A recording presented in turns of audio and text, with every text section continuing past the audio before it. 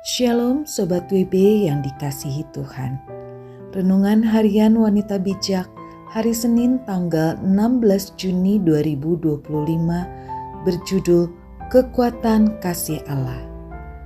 Pembacaan firman Tuhan diambil dari kitab 1 Yohanes 4 ayat 7 sampai 12. 1 Yohanes 4 ayat 7 sampai 12.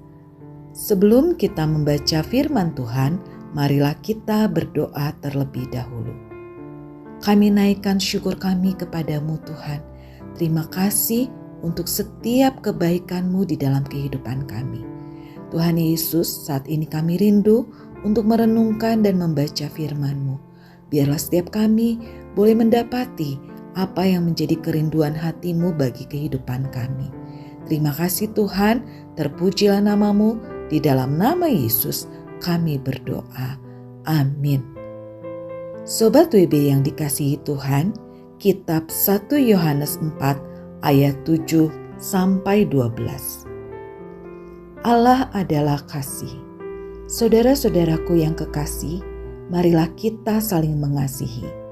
Sebab kasih itu berasal dari Allah, dan setiap orang yang mengasihi lahir dari Allah dan mengenal Allah. Barang siapa tidak mengasihi, ia tidak mengenal Allah, sebab Allah adalah kasih. Dalam hal inilah kasih Allah dinyatakan di tengah-tengah kita, yaitu bahwa Allah telah mengutus anaknya yang tunggal ke dalam dunia supaya kita hidup olehnya. Inilah kasih itu, bukan kita yang telah mengasihi Allah, tetapi Allah yang telah mengasihi kita dan yang telah mengutus anaknya sebagai pendamaian bagi dosa-dosa kita. Saudara-saudaraku yang kekasih, jikalau Allah sedemikian mengasihi kita, maka haruslah kita juga saling mengasihi. Tidak ada seorang pun yang pernah melihat Allah. Jika kita saling mengasihi, Allah tetap di dalam kita dan kasih-Nya sempurna di dalam kita. Demikianlah pembacaan firman Tuhan.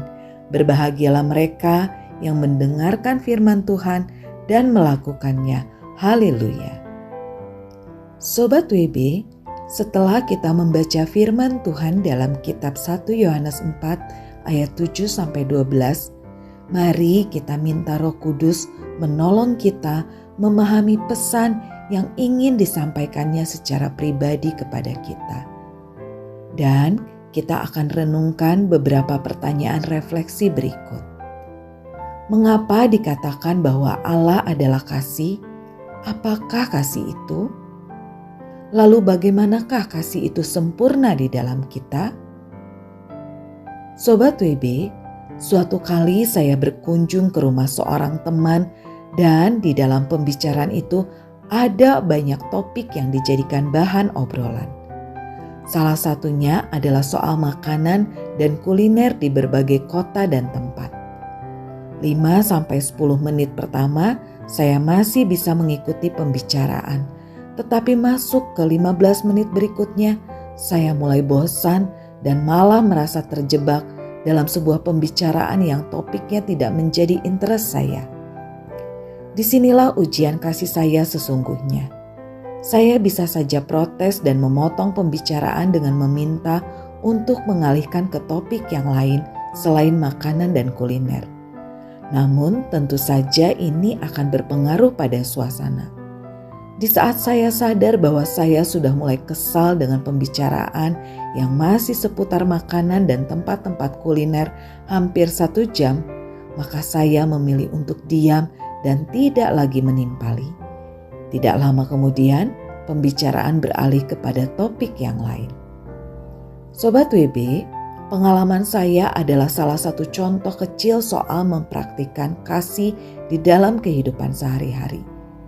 Namun jika kita berlatih untuk mengejar kasih lewat peristiwa-peristiwa kecil dalam keseharian, maka kita akan terlatih untuk mengejar kasih di dalam hal yang lebih besar.